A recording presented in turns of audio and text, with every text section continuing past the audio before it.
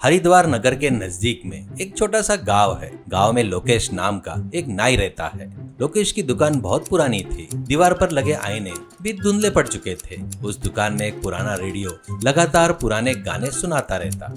बाहर नीम के पेड़ की छांव में लोग बैठकर लोकेश का इंतजार किया करते। लोकेश बहुत गरीब था। दिन भर मेहनत करने के बाद भी उसका पेट नहीं भरता। एक दिन लोकेश अपनी दुकान के पीछे के बगीचे में बैठकर खाना खा रहा था। तभी उसने एक छोटे से बंदर को कमजोरी की हालत में वहाँ पड़ा देखा।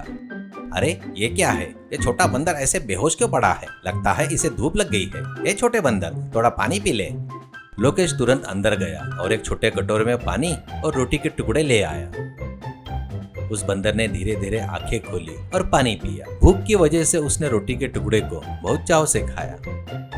तुम बहुत अच्छे हो, तुम्हारे बाल भी बहुत बढ़ गए हैं। मेरे पास आ जाओ, मैं तुम्हें एक अच्छी सी हेयर कट दूंगा, तब तुम भी हीरो जैसे दिखोगे। लोकेश ने मजाक में उस बंदर को अपनी दुकान की कुर्सी पर बिठा दिया। बंदर भी बिना हिले डुले समझदारी से बैठ गया। लोकेश ने अपनी कैंची से क्लिक क्लिक करते हुए बंदर के सिर के बाल को स्टाइलिश तरीके से काट दिया। यह देखकर गांव के लोग दुकान के पास जमा हो गए। अरे लोकेश, ये क्या अजूबा है? तुम बंदर की कटिंग कर रहे हो? यह देखने में बड़ा ही कॉमेडी लग रहा है।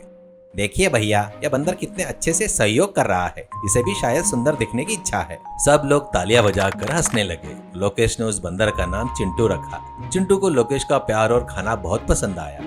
तब से चिंटू लोकेश को छोड़कर कहीं भी नहीं गया। जैसे जैसे दिन बीतने लगे, चिंटू लोकेश की दुकान में रहने लगा। जब लोकेश काम करता तो वो उसे बहुत ध्यान से देखता था। लोकेश कैंची कैसे पकड़ता है, कंघी का इस्तेमाल कैसे करता है, चिंटू ने ये सब बारीकी से सीख लिया। एक दिन जब लोकेश दुकान में सो रहा था, तब एक ग्राहक दुकान में आया। लोकेश को सोता देख चिंटू ने धीरे से कैंची उठाई और उस व्यक्ति के पास गया। अरे लोकेश सो रहा है, ये बंदर कैंची लेकर क्या कर रहा है? अरे नहीं नहीं नहीं, ये मेरे बाल काट देगा। लेकिन चिंटू ने बहुत ही कुशलता से कैंची चलाना शुरू कर दिया। वह व्यक्ति हैरान रह गया। चिंटू ने बहुत सुंदर कटिंग की। लोकेश नींद से जागकर देखा तो वो चौंक गया। चिंटू, तुमने कटिंग करना भी सीख लिया? अद्भुत, तुमने मेरे काम का बोझ कम कर दिया मेरे दोस्त। गांव में ये बात फैल गई, बंदर कटिंग कर रहा है। ये देखने के लिए पड़ोस के गांव से भी लोग आने लगे। जो भी आता वो चिंटू से कटिंग करवाता और खुश होता। लोकेश, तुम्हारी कटिंग से ज्यादा चिंटू की कटिंग अच्छी है। ये लो, इसके लिए सिर्फ चिल्लर नहीं 100 रुपए टिप दे रहा हूँ। चिंटू के लिए अच्छे फल खरीद लेना। चिंटू की वजह से लोकेश की आमदनी अचानक बढ़ गई। लोकेश ने अब नई कुर्सियां, नए आईने खरीदे। दुकान का माहौल भी बदल गया। चिंटू अक्सर अलग अलग तरीके के विग पहनकर उसमें खुद को देखता और गांव में घूमते रहता। गांव वालों के लिए चिंटू मनोरंजन का एक बड़ा साधन बन गया। लोकेश को भी अब पर्याप्त आराम मिलने लगा और दोनों की दोस्ती और भी गहरी हो गई। एक दिन दोपहर में तेज धूप थी। जब दुकान में कोई नहीं था, चिंटू जंगल की ओर गया। कुछ देर बाद चिंटू ने अपने एक विशाल भालू दोस्त को लेकर आया। उसने उस भालू को दुकान की कुर्सी पर बिठाया और उसकी कटिंग करना शुरू किया। यह देखकर गांव वाले डर गए। कटिंग होने के बाद भालू वहां से जंगल की ओर चला गया। उस दृश्य को देखकर गांव वाले थर-थर कांपने लगे। अरे बाप रे, लोकेश की दुकान में भालू है। अगर वह हम पर हमला कर देगा तो हमारी जान चली जाएगी। लोकेश, इस बंदर और भालू को यहाँ से भगाओ।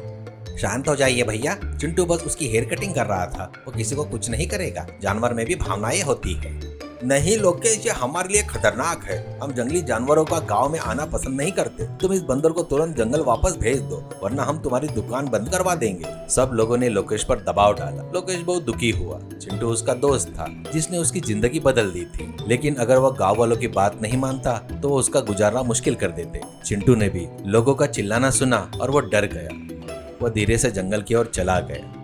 लोकेश फिर से अकेला हो गया। दुकान में फिर से सन्नाटा छा गया। चिंटू के बिना लोकेश के लिए काम करना मुश्किल हो गया और माहौल बोझिल हो गया। ठीक 2 दिन बाद उस गांव पर गब्बर सिंह नाम के खतरनाक डाकू ने अपने गिरोह के साथ हमला कर दिया। गब्बर सिंह का नाम सुनते ही आसपास के गांव वाले कांप जाते। वे घोड़े पर आए और गांव को घेर लिया। हाथों में तलवारें और बंदूकें लेकर उन्होंने लोगों को डराया। सरदार, सुना है इस गांव में कोई बंदर कटिंग कर रहा है। अगर वह मिल जाए तो हमें अपने घोड़े की कटिंग करवा लेंगे। करके वो लोग मजाक से हंसने लगे। लोग खुद को बचाने के लिए कुछ नहीं कर पा रहे थे। पुलिस को फोन करने का भी मौका नहीं था। गब्बर के आदमी गांव की सीमाओं पर पहरा दे रहे थे। माहौल बहुत डरावना और चिंताजनक था। चारों तरफ डाकुओं का शोर था। लोग अपनी जान की सलामती की भगवान से प्रार्थना कर रहे थे। लोकेश बस यही सोच रहा था कि काश उसका दोस्त चिंटू यहाँ होता।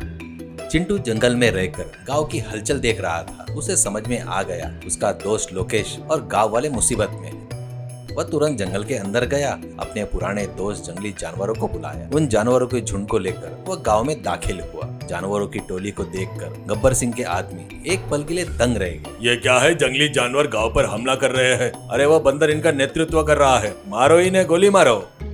लेकिन चिंटू ने चालाकी से गब्बर के आदमियों पर छलांग लगा दी। जानवर एक साथ टांगों पर टूट पड़े। भालू ने अपने भारी हाथों से उन्हें तितर बितर कर दिया। शेर की दहाड़ सुनकर गब्बर के घोड़े डर के मारे इधर उधर भागने लगे। सरदार, ये रुकना खतरे से खाली नहीं है। ये जानवर हमें मार डालेंगे, चलो भागते हैं। गब्बर सिंह अपनी जान बचाने के लिए घोड़े पर सवार होकर भाग गया। उसके साथी भी हथियार फेंककर जान बचाकर जंगल की ओर भागे। चिंटू ने अपने जानवर मित्रों के साथ मिलकर गांव की रक्षा की। गांव वाले ने अपने घरों की खिड़कियों से एक चमत्कार देखा। उन्होंने कभी भी नहीं सोचा था कि एक छोटा सा बंदर इतनी बहादुरी दिखाएगा। माहौल से डर गायब हो गया और सब हैरान रह गए। लोकेश बाहर आया और उसने चिंटू को गले लगा लिया। बाकी जानवर जंगल वापस चले गए, लेकिन चिंटू लोकेश के पास ही रुक गया। गांव के सभी लोग पंचायत के पास इकट्ठा हुए। उनके चेहरे पर अब डर नहीं बल्कि पछतावा था। उन्होंने चिंटू के एहसान को माना। लोकेश, हमें माफ कर दो। हमने चिंटू को सिर्फ एक जानवर समझा था, लेकिन वो तो हमारे गांव का रक्षक और वीर निकला। उसकी वजह से आज हमारी जान और माल सुरक्षित है।